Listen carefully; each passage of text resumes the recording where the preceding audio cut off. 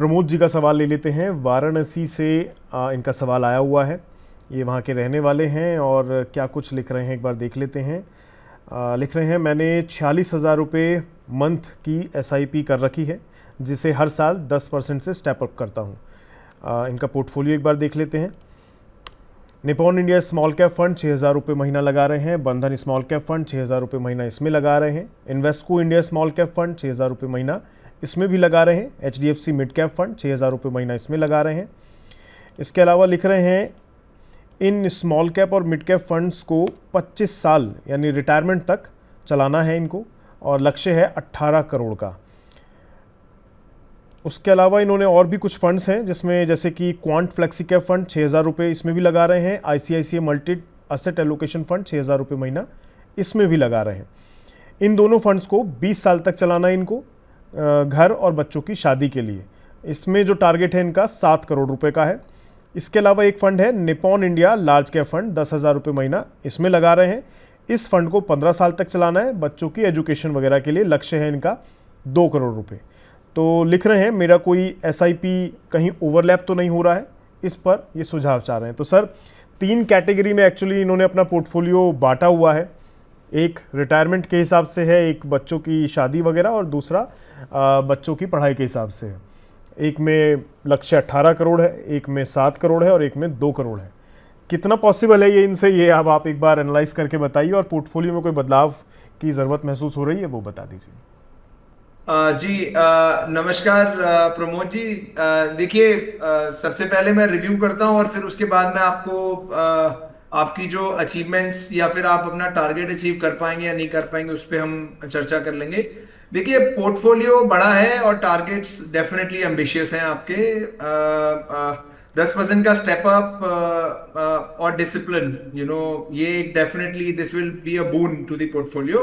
आपके पोर्टफोलियो को के टारगेट के करीब लेके जाने में ये 2 पॉइंट्स काफी हेल्प करेंगे, जितना आप कंसिस्टेंट रहते हैं और जितना आप अपने पोर्टफोलियो में टॉप अप करते हैं। So good choices and good decisions. अब मैं आता हूं आपकी फंड चॉइसेस पे। देखिए, मैं ओवरऑल आपका पोर्टफोलियो पहले रिव्यू करूंगा, then will go goal wise. आपने 3 स्मॉल कैप अपने पोर्टफोलियो में डाले हैं, Nippon, Bandhan and Invesco. The first answer to this is that maximum 2 is allowed. जो आपने सवाल पूछा है ओवरलैप का, ये 3 फंड चॉइसेस आपके पोर्टफोलियो की ओवरलैप को बढ़ाते हैं। सो आपका जो डर है कि आपके पोर्टफोलियो में ओवरलैप तो नहीं है, definitely because you have 3 small caps, you will have an overlap across these three funds। अभी मैं इसको फर्दर कंपेयर करूंगा तो आपका ओवरलैप बढ़ेगा, कम नहीं होगा। अब मैं आता हूं आपके मिड कैप चॉइसेस के ऊपर, जो कि एक फंड है in the category mid cap में। Obviously there is no other fund, तो there is no overlap. Quant flexi cap, अच्छा फंड है। आपने एलोकेशन में फ्लेक्सी कैप डाला है अपने पोर्टफोलियो में, लेकिन this is not the best fund. So आपके पास फ्लेक्सी कैप कैटेगरी में you have better choices like HDFC, Parag Parekh. Though Parag Parekh in the shorter term has beaten down, but HDFC still holds, and Parag Parekh दोनों still holds a good standing in the market because of their long term performance. So इससे आप अपनी replacement देख सकते हैं। ICICI multi asset allocation, wonderful fund, thumbs up for that. आप उसको hold करिए, कंटिन्यू करिए। निपॉन लार्ज कैप में चैलेंजेस, आप ज्यादा पैसा डाल रहे हैं, 10,000 रुपए महीना। मेरा सजेशन ये रहेगा कि अगर आप कोई फ्लेक्सी कैप फंड चूज करते हैं तो आप उसमें अपनी 16,000 रुपए की SIP करिए और eliminate a large cap, pure large cap fund in the portfolio, because that doesn't do any value add in the portfolio. So ये रही आपकी फंड चॉइसेस की बात। अब मैं आता हूं आपके टारगेट्स के ऊपर। आपने बोला कि आपने 18 करोड़ का टारगेट है आपका, 25 साल, करीबन 24,000 रुपए की SIP at a 10% step up. So थोड़ा सा मैं आपको अवेयर करवाना चाहूंगा सर कि आप अपनी SIP को मिनिमम 20% से टॉप अप करिए, अगर आप कर सकते हैं तो अगर आप 10% स्टेप अप देखते हैं तो आप अपना टारगेट अचीव कर पाएंगे करीबन आधा, विच इज 9.5 करोड़।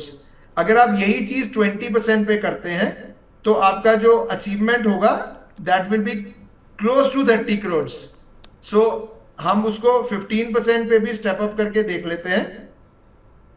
सो आपका जो ओवरऑल अचीवमेंट होगा वो आपके टारगेट के आसपास होगा, करीबन 16 से 17 करोड़ रुपए।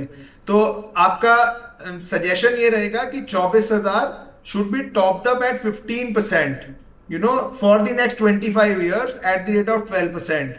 तभी आप अपने टारगेट के आसपास पहुंच पाएंगे। अब हम आते हैं अपने दूसरे टारगेट की तरफ, जहां पे आप करीबन 12,000 रुपए की आप एसआईपी कर रहे हैं, और आपका जो होल्डिंग पीरियड है that is close to 25 years. यहाँ पे भी ये भी 20 साल, 20 साल। ओके, यहाँ पे अगर आप 10% के स्टेपअप के साथ चलते हैं एट 12%, तो आप अगेन यूल बी सब पार 2.5 करोड़ आप अचीव कर पाएंगे। सिमिलरली इसी को भी अगर हम 15% से स्टेप अप करते हैं तो भी आपका अचीवमेंट थोड़ा सा फार फेच्ड है, कंसिडरिंग आप 20 इयर्स का होल्डिंग पीरियड रख रहे हैं। यहां पे आपको थोड़ा सा और ज्यादा एडिशंस करने पड़ेंगे। Same is the case for your last target which is for 15 years. यहां पे भी आप इस लेवल पे अगर आप अपने एसआईपी डालते हैं 10,000 रुपए की, तो मैं आपको आपका एग्जैक्ट नंबर बता देता हूं।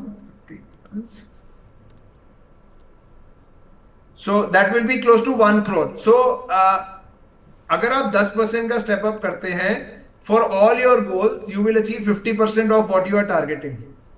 सो सजेशन ये रहेगा अपने स्टेप अप को आप 15% पे लेके जाएं, ताकि आपका पैसा ज्यादा निवेश में जाए और तभी आप अपने टारगेट्स के आसपास पहुंच पाएंगे। Otherwise these are very aspirational targets, और मैं आपको जरूर कहूंगा कि आप अपना स्टेप अप बढ़ाएं ताकि आप अपने ओवरऑल टारगेट को अचीव कर पाएं। राइट, तो प्रमोद जी चीज़ें थोड़ी क्लियर हुई, क्या करना होगा आपको अपने पोर्टफोलियो के रिगार्डिंग। सर वैसे जो ये इनका ओवरलैप हो रहा है 3 स्मॉल कैप में, इसमें कुछ सजेशन कि इनको क्या ऐड करना चाहिए?